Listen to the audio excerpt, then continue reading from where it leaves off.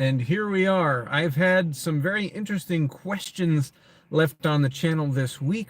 If you're new here, my name's Peter. This is the Color Nerd channel, which just means that my focus is on color theory, color science, anything having to do with color that might be interesting to discuss. I'm not an expert in all fields by any means, but I read widely and I've done a lot of tinkering with paint pigments and other color experiments, blah, blah, blah. You get the idea. I love talking about color. I love posting videos about color. That's why we're here. So if you've got questions, this is a great forum for you to throw them out there. I might be able to answer your questions. Howdy from Mississippi. Nice to see you there. We're getting another, blast of yucky weather up here in New Jersey. Hope things are okay down there for you. Anthony says, my color fidget came today. He's so excited.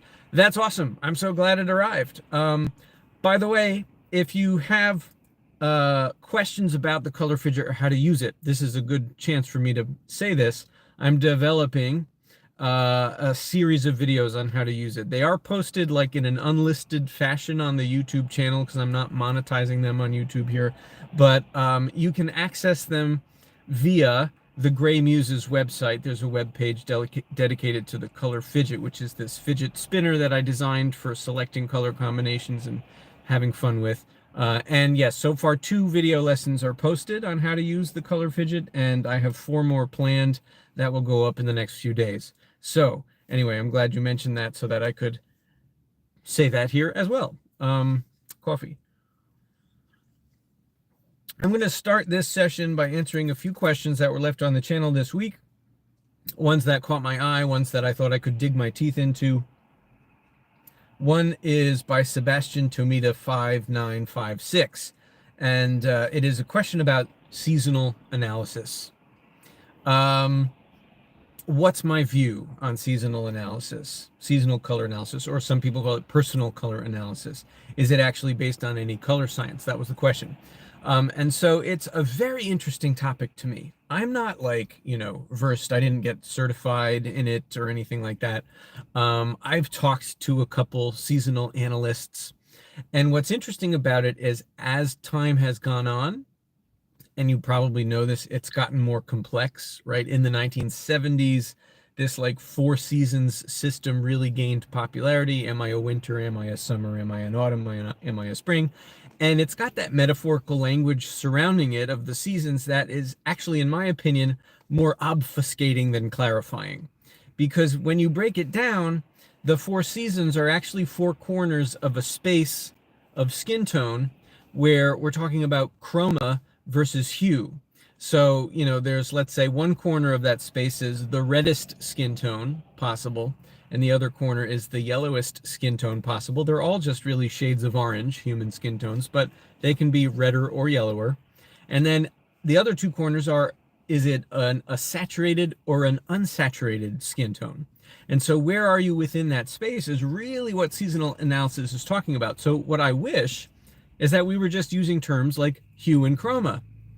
But the fashion industry and all of this being as it is very much based on, social interaction and tradition, which isn't a bad thing. It just means that this language about seasons took hold and sort of, became almost like a shibboleth kind of thing. It was like a language that some people knew, some people didn't. It became a marker of identity. Again, not that any of that is a bad thing. It just means it can be confusing to somebody who's just learning about it.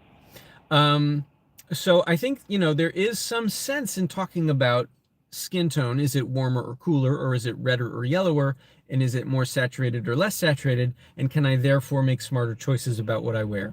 I think that some of the more recent personal color analysts who are actually starting to think about color in a 3-dimensional space are kind of doing interesting work. A couple examples, these are people I've spoken to. Kerry Jones, she's based, I think, up in Rochester, New York. That's where I met her. And then another one out in Colorado, Megan Haynes. And again, these are people who are basing their personal color analysis system more on like the Munsell system of hue, value, and chroma. And so they're doing some interesting work. So is it science-based? It can be. I think often it's not. And my issue is actually just with the seasons metaphor because actually it comes directly from Johannes Itten. Itten's Art of Color, published in 1961. In that book, Johannes Itten, who by the way is like a red, yellow, blue color wheel kind of guy, so he's on my naughty list. Um, he in the 1920s, when he was teaching color theory at the Bauhaus, came up with this concept of people having subjective personal color. And he wasn't really talking about skin tone or like what you should wear. He was more talking about personal vision or aura or something even more metaphysical. And in his mind, this metaphor of are you winter, summer, spring, or fall made sense to him. And so he started talking about seasonal palettes. And then a couple of people in the 1970s picked up that idea. People like Carol Jackson and Bernice Kentner picked up this idea of the seasons as a metaphor to talk about personal color in the fashion sense of it. So it's an interesting history. It's based in Itten, which to me is not scientific color theory. But again, like I said, some practitioners are bringing more color science into it. I think be skeptical of any online personal color analysis, like show me your picture and I'll do a virtual consult, that kind of thing. I'm very skeptical about because you have less control over factors like lighting, auto white balance on the camera, and things that affect the appearance of your skin tone and how you appear next to things. For example, if I appear, I'll just take myself as an example. If I appear next to something that's vivid orange, the auto white balance on a camera will gray out my skin tone. And then if I move in the same shot to next to something bright blue, my skin tone will gain chroma and depth and I look great, right? So like all of these things mean that we got to be really careful about the assumptions we make and conclusions that we come to with personal color online in the virtual setting. I'm going to just look at the chat real quick. ADAX artist following up on the weather. Completely gray and icky here. Not a color I would choose for anything but concrete. Yeah. Oh man, it's like the weather is neo-brutalist or something. I don't know. All right, so let's take a look at a couple more questions that were parked on the channel this week. This one comes from Schmid Creations. He says, or she says, I just discovered your videos. What literature would you recommend for someone just getting into color science? And I did address this. I typed a comment in response, but I'm going to answer it here as well in case it benefits anybody. What literature would I recommend for someone just getting into color science? It's a bit daunting, so I think you want to look at some of the authors who have written in a more approachable voice, but are very much based in the facts. And one of my favorites is Jan Kenderink. Kenderink is a Dutch color scientist. He's kind of ornery a little bit, and that comes through in his writing in a wonderful way. So his book, Color for the Sciences, Jan Kendrick, Kenderinck,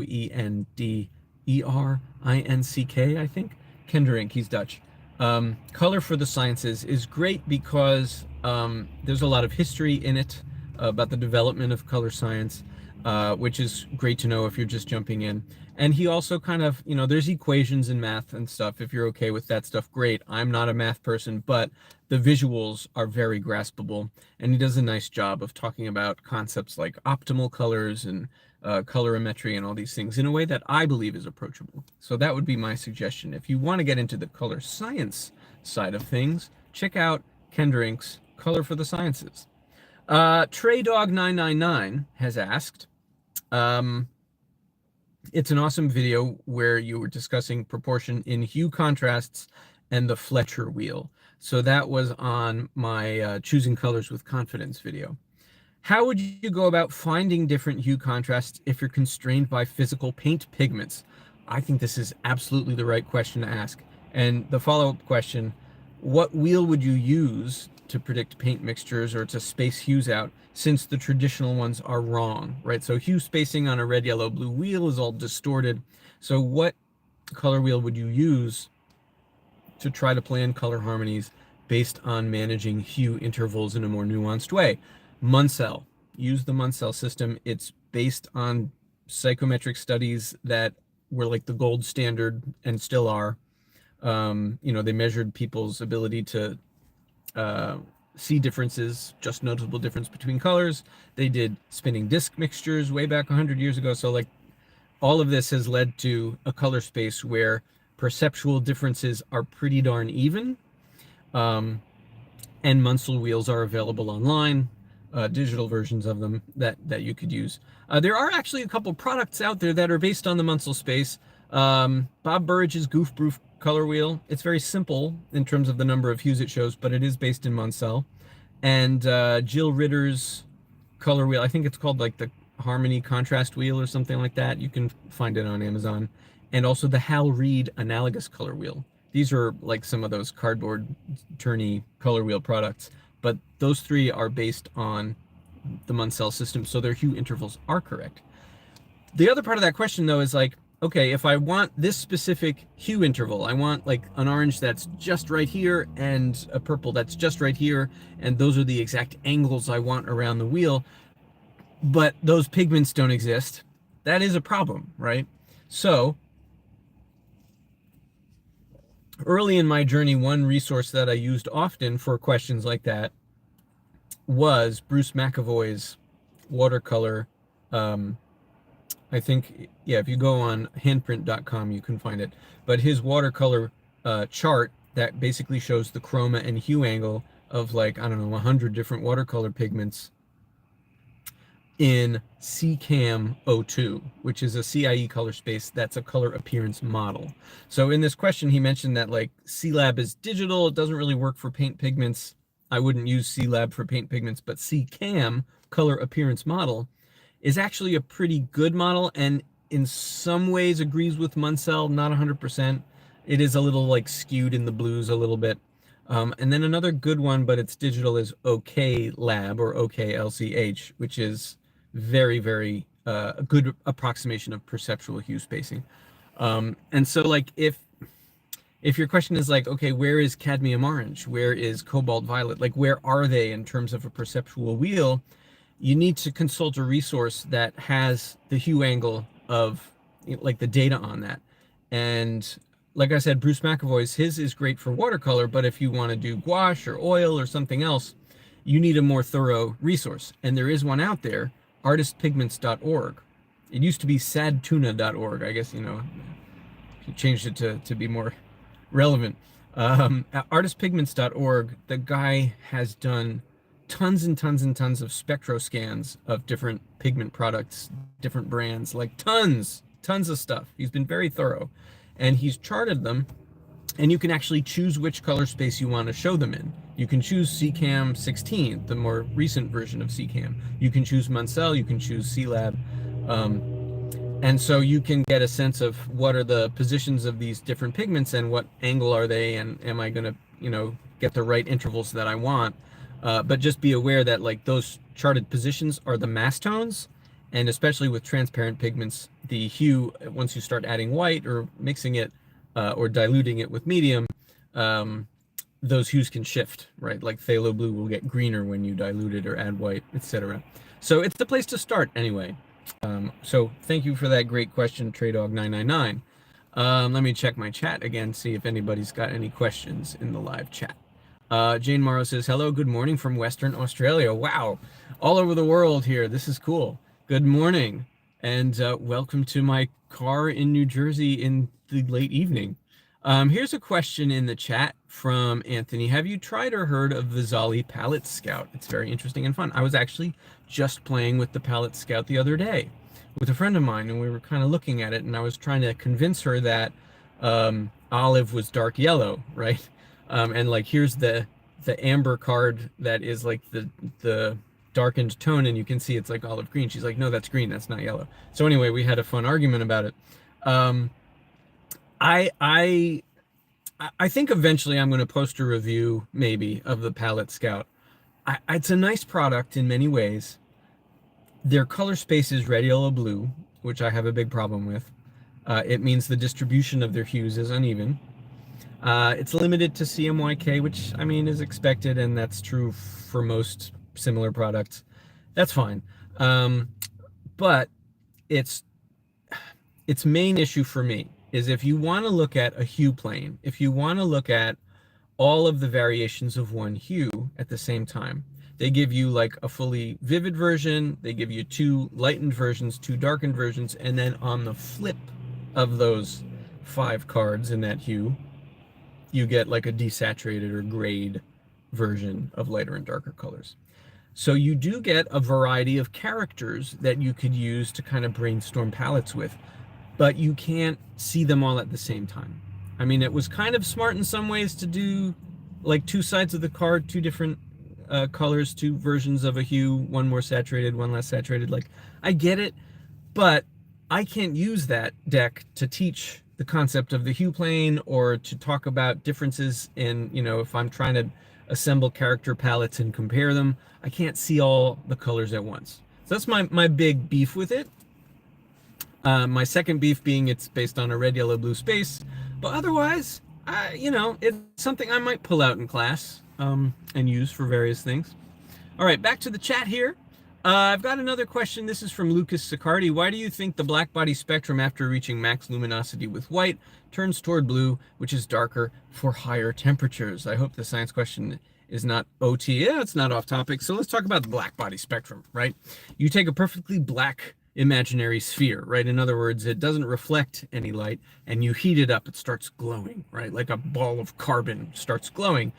The hotter it gets, right, it starts red, it gets yellower, and then white, it glows white hot, and then it keeps going. If you keep getting hotter, 65,000 Kelvin, 70,000 Kelvin, 80, 100,000 Kelvin, it gets bluer and bluer and bluer. Why? Here's what's happening. If this is the spectrum, right, if it's flat, we could imagine that as like an equal energy radiator.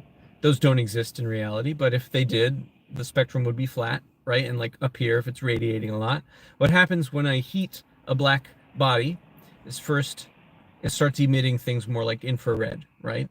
So it actually starts invisible, and then it bleeds into red. Say the visible part starts here. Right now it's red. Now as I keep going, it's yellow. As I keep going, it becomes white. But it's not really white. It's just that the bump is the middle of our visible spectrum. If we zoom out of what that black body is radiating, it's still a bump, but it's just that we're seeing this slice that looks like this, so it's white. So what happens is the bump, as the energy increases, shifts more into like, ultraviolet and stuff, where the wavelength is tighter, the energy is higher. So it's actually shifting blue because the bump is going now out of our narrow little window of what we can see.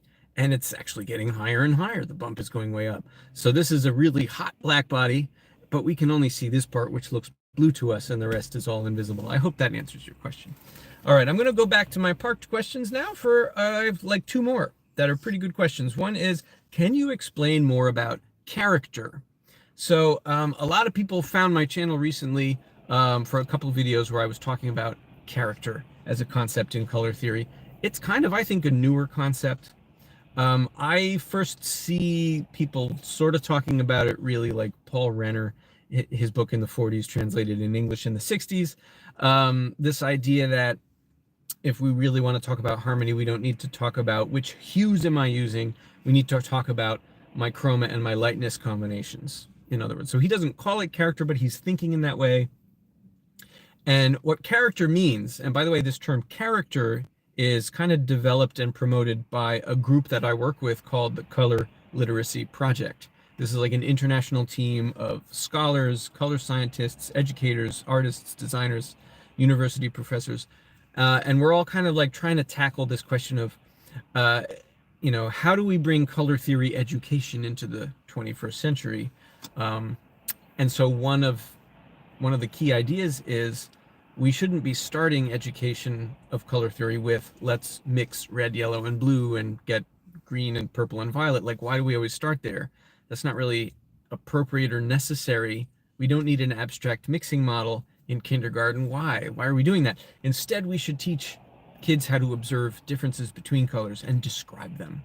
If you can observe and describe your acuity, the world around you is in much sharper focus, and you can make better aesthetic decisions and judgments and communicate with color better, etc. So why don't we start with how do I observe and describe color? And part of that whole push is let's teach kids about the hue plane. Let's teach kids about character, which is all the nuances or varieties of a single hue.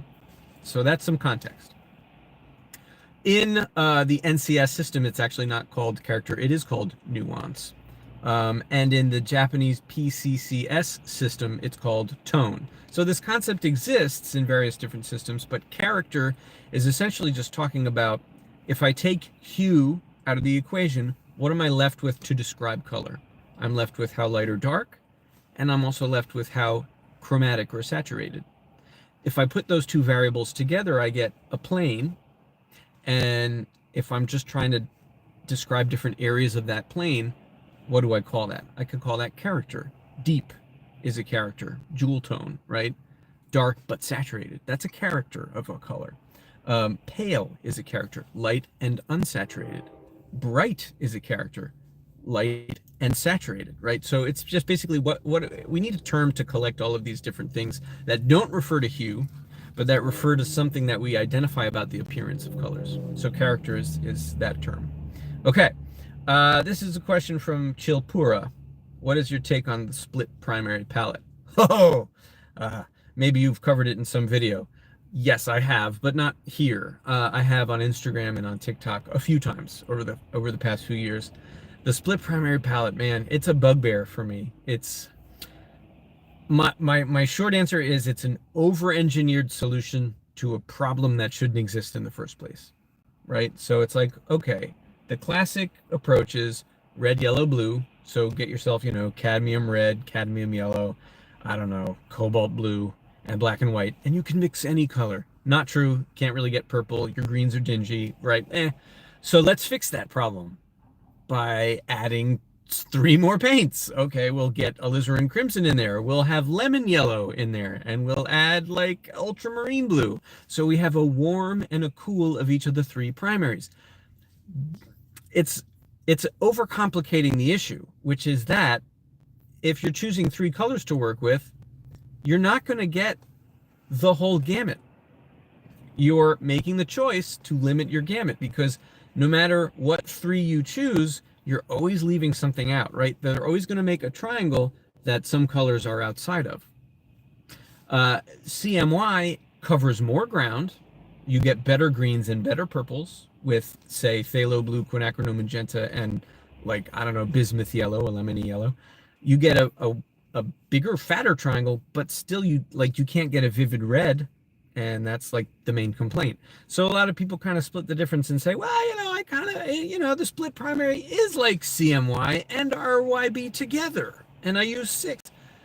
Yeah, maybe. I don't know. Like, why? Why not just use 5, right? Use like a really vibrant magenta, red, yellow, green, blue.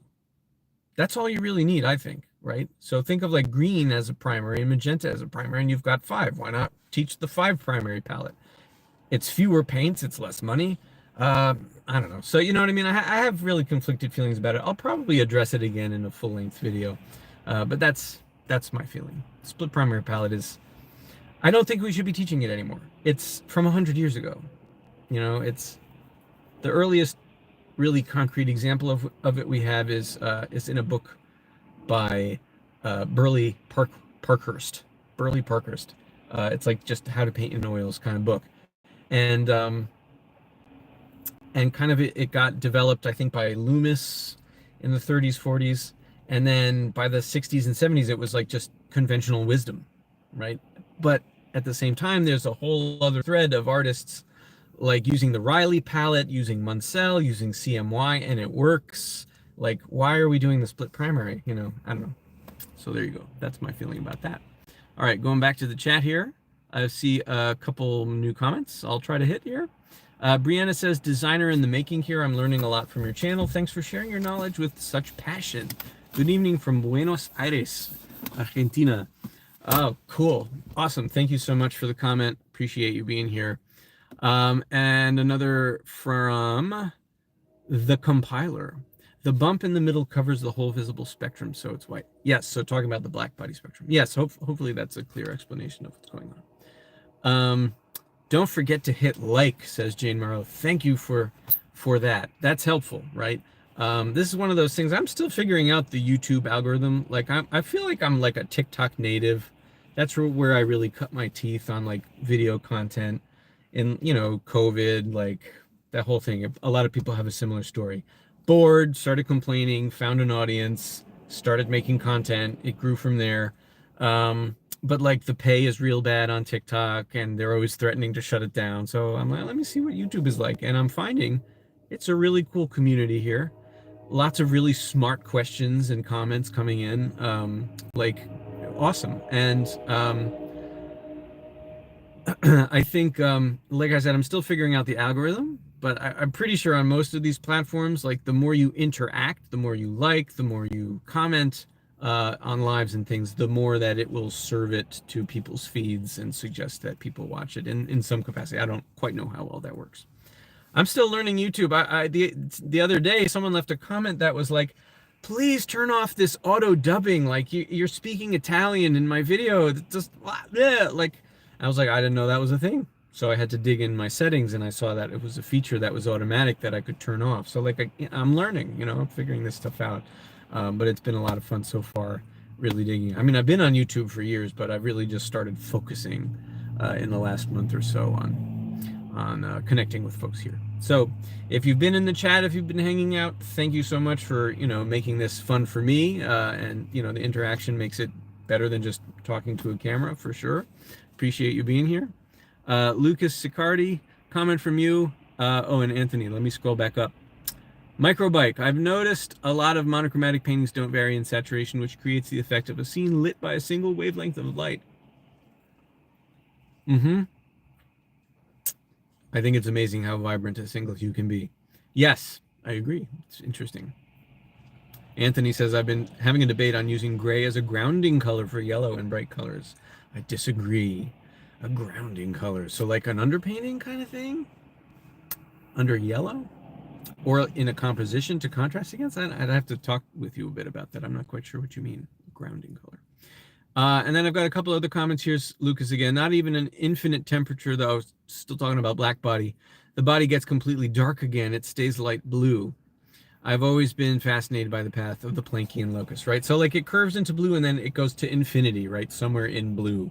It is weird and interesting, isn't it? Yes, I agree. I don't know why. I don't have an answer. Scott says, hey, I've been watching your content for a while, found it trying to find evidence against RYB, but I would like to know more about you. What is your history and background? Sure. I'm actually an English teacher originally.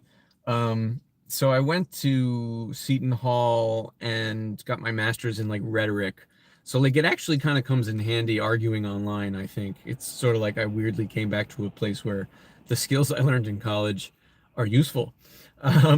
But art was always something I did on the side. I minored in fine arts and I've always done like a little bit of graphic design, side hustle. I love doing all that stuff.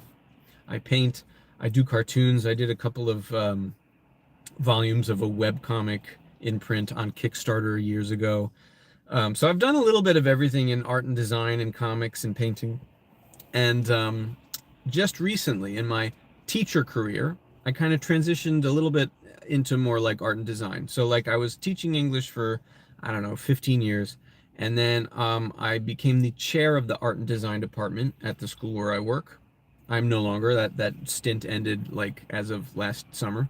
But during that tenure, two things happened, COVID, and I had to figure out how do I teach color theory to kids who have to stay home. I can't send them all home with paints. And also like colored pencil sets don't come with a magenta pencil. So like, what am I going to do? So that sent me down this rabbit hole of color theory, really. And the rest is kind of history. I did a lot of work on TikTok and gained a big following there. I've been building my following on Instagram and just connecting with a lot of artists, educators.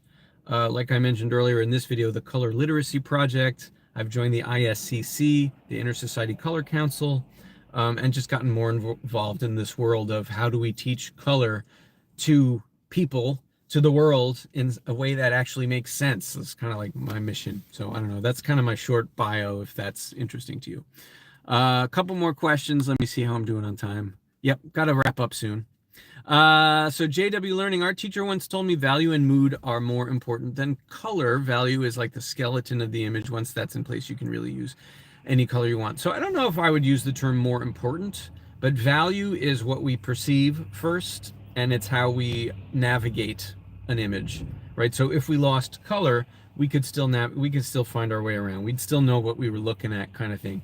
If you flip that, and if we lose value and we only have hue and saturation, the world would be very confusing and we'd have to adapt. Like it's not how we perceive things. So yes, I get where that's coming from. But color brings in a lot of information. What's interesting to me is that actually the warm, cool axis, like orange versus blue, seems to be kind of more important than the purple green axis, which opposes it. So like there's even a hierarchy there, right? Value comes first, temperature comes next, and then tint, as a photographer would call it, magenta versus green. So like if you're saying in terms of the importance of how we navigate or understand what we're looking at, how do we interpret our visual input, there does seem to be that hierarchy. So that's an interesting topic. All right, I'm going to try to wrap up and just scroll through some of these comments. So, okay, this is to the yellow versus gray thing. Yes, as a base layer, in particular to opaque acrylics. Okay, I disagree with because it unintentionally mutes colors for uninformed artists. Oh, so that's like a thing people do and it like affects people learning. I mean, yeah, I don't know. I have to think about that, to be honest. What would be the pros and cons of a gray ground layer versus something like Brunei, which is a little more traditional. Brunei meaning like a brown underpainting. All right, some comments and thank yous. All right, I think I'm going to wrap it up. Jane says, yes, please cover that topic. And then final question, do you recommend character first harmony to illustrators as well? For example, when picking colors for skin tones and shadows? It's got to be about what you're communicating. So I know as an illustrator, you're kind of between worlds with, it has to communicate, you know, narrative or tone or mood or something, or metaphor, right? Whatever you're illustrating, it's got to communicate a message, a meaning. But at the same time, you want it to be beautiful, right? Whereas like graphic design work is a little bit more about the communication, a little bit less about the art, maybe. That's probably debatable, but that's how I think of it, where illustration is kind of in between. It's got to be beautiful and it's got to communicate. That's my alarm. I'm just going to wrap up. So should you use character first harmony? Character first harmony is about communicating, but you can't let it, like any rule, get in the way of aesthetics. So I don't know if that answers your question, but I have to call it quits. So thanks again, everybody, for popping in and chatting and asking questions and interacting. This was fun. And, you know, as long as I can, hoping to do this as a regular thing, Thursday nights. Nights for me, I don't know where you are, but anyway, thanks again. And we'll see you around the internet. Oh, visual. Okay. Got it. Visual perception in the order of importance. I'll log that away as a topic idea. All right. Take care. Good night.